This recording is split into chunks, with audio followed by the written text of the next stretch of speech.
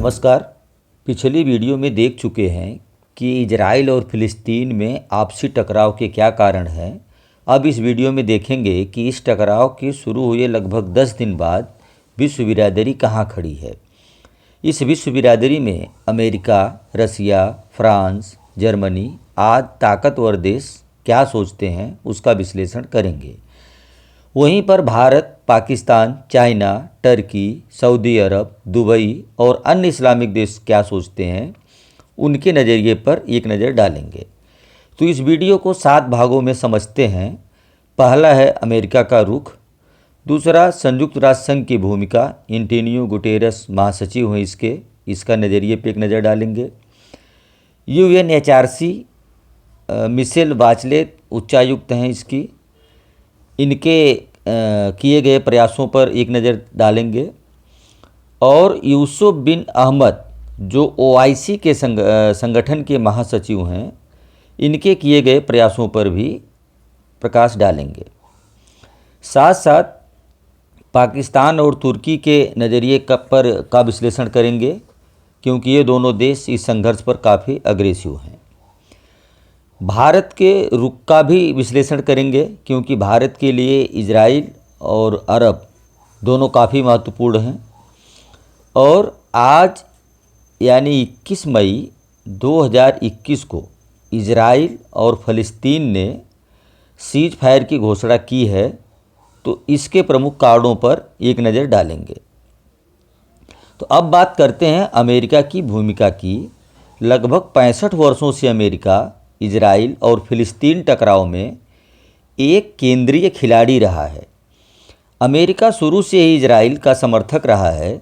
America 1948 में Israel को एक संप्रभु राष्ट्र के रूप में मान्यता देने वाला पहला देश था।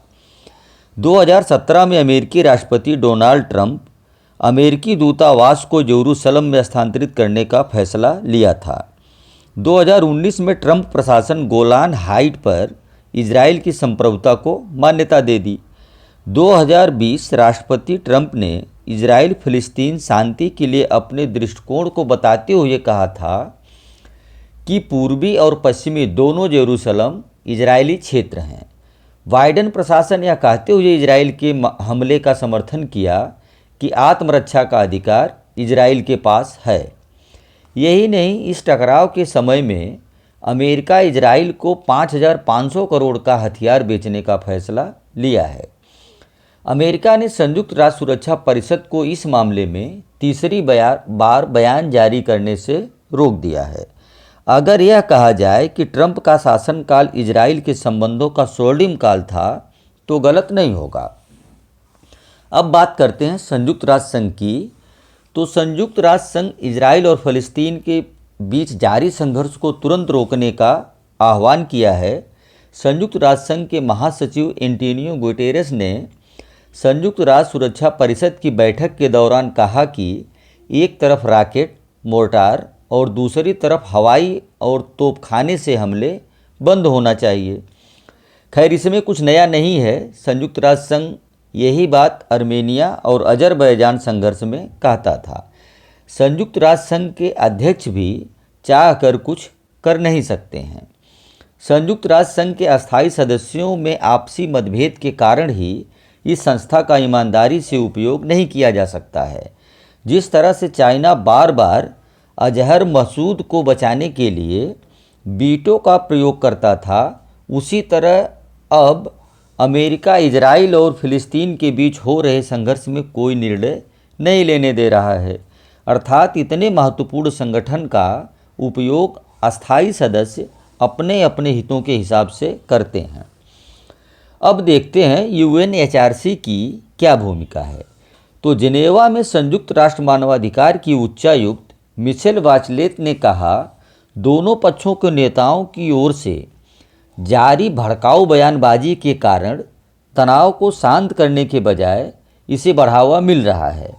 मिशेल बाचलेट ने इजराइल द्वारा गाजा पर किए जाने वाले हमले की निंदा की, तो वहीं फिलिस्तीन की तरफ से इजराइल की घनी बस्तियों में रॉकेट दागे जाने को अंतर्राष्ट्रीय मानवाधिकार कानून का स्पष्ट उल्लंघन बताया है।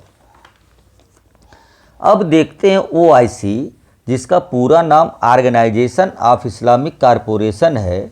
इसकी बैठक 16 मई को बुलाई गई, जिसमें गाज़ा पर हो रहे हमले को बर्बरता करा दिया गया और इसे जल्द रोकने की मांग की गई। OIC के अध्यक्ष सऊदी अरब ने मुस्लिम पवित्र स्थलों की पवित्रता के उल्लंघन और पूर्वी यरूशलेम में फ़लस्तीनियों को उनके घर से बेदखल करने की निंदा की। इस 57 सदस्यीय संगठन ने संयुक्त राष्ट्र सुरक्षा परिषद की भूमिका पर सवाल उठाए। आपको बता दें कि 57 सदस्यों वाले इस संगठन में अधिकतर देशों की सोच एक दूसरे से अलग दिखाई दी। सऊदी अरब, बहरीन और संयुक्त अरब अमीरात संघर्ष विराम का आह्वान किया। इसमें संयुक्त अरब अमीरात और बहरीन 2020 में इजराइल से अपने राजनयिक संबंध स्थापित कर लिए। इसमें ट्रंप का बहुत बड़ा योगदान था।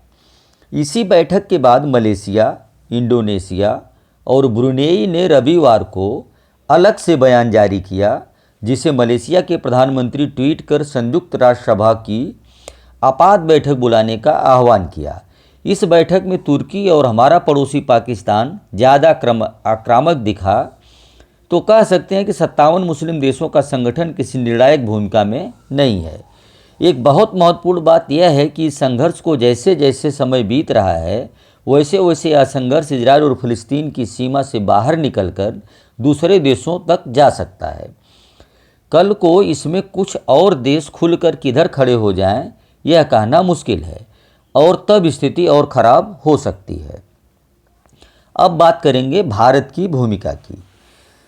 भारत अभी संयमित बयानबाजी से अपना काम चला रहा है, क्योंकि भारत का हित दोनों तरफ से है।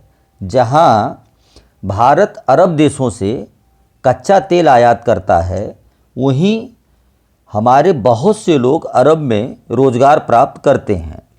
वहीं इजराइल भारत को हर मुसीबत के समय में साथ देता है। प्रधानमंत्री नरेंद्र मोदी और इजराइल के प्रधानमंत्री बेंजामिन नेतन्याहू के बीच काफ़ी अच्छे संबंध हैं। आपको बता दें, नरेंद्र मोदी पहले प्रधानमंत्री हैं जो इजराइल का दौरा किए हैं। इसके पहले कोई प्रधानमंत्री इजराइल इसलिए नहीं गया कि उसको फ़लस्तीन और अरब के नाराज़गी का डर लगा रहता था। प्रधानमंत्री मोदी इजराइल तो गए ही, साथ में अरब के सभी बड़े अवार्ड अपने नाम किए। अरबों के द्वारा मोदी को दिए गए अवार्ड के बारे में जानने के लिए हमारी एक वीडियो पहले से है, कृपया उसको देखें। आज यानी 21 मई 2021 को इजराइल और फ़लस्तीन सीज फायर पर सहमत हो गए हैं। तो अब देखते हैं कि इजराइल और हमास के बीच सीज फायर होने की असल वजह क्या है। सीज फायर क्या है? तो सीज फायर का मतलब होता है संघर्ष विराम, दोनों तरफ से बॉर्डर पर शांति बनाने की घोषणा। सीज फायर की घोषणा का कारण कहीं न कहीं हमास का रॉकेट आयास 250 है, जिसका रेंज 250 किलोमीटर है, जो कि हमास के कासिम रॉकेट से 10 गुना ज़्यादा रेंज रखता है। हमास का आयास रॉकेट 250 को रोकने के लिए इजराइल को काफ़ी खर्च करना पड़ रहा था। हमास के 40,000 के रॉकेट को गिराने के लिए इजराइल को 40 लाख खर्च करने पड़ते थे। तो पहला कारण हमास का रॉकेट आयास 250 हो सकता है। दूसरा कारण, अब यह संघर्ष इजराइल और हमास से बाहर निकलकर दुनिया को प्रभावित करने लगा था। तीसरा, इजराइल अपने मकसद में काफ़ी हद तक सफल रहा, जिसके बाद सीज फायर माना है। और रही सही कसर अमेरिका ने पूरा किया। बाइडन के ऊपर यह संघर्ष रोकने का काफ़ी दबाव था, उसमें बाइडन अपनी भूमिका निभाए हैं। लेकिन यह संघर्ष विराम कितने दिन चलेगा, यह देखने की बात रहेगी। दोस्तों, कैसा लगा यह वीडियो आपको? अगर यह वीडियो अच्छा लगा है तो वीडियो लाइक करें, कमेंट करें और अपनों की जानकारी के लिए इसे शेयर करें। और अगर आप हमारा चैनल अभी तक सब्सक्राइब नहीं किया है तो सब्सक्राइब करें। धन्यवाद। मिलते हैं अगले वीडियो में।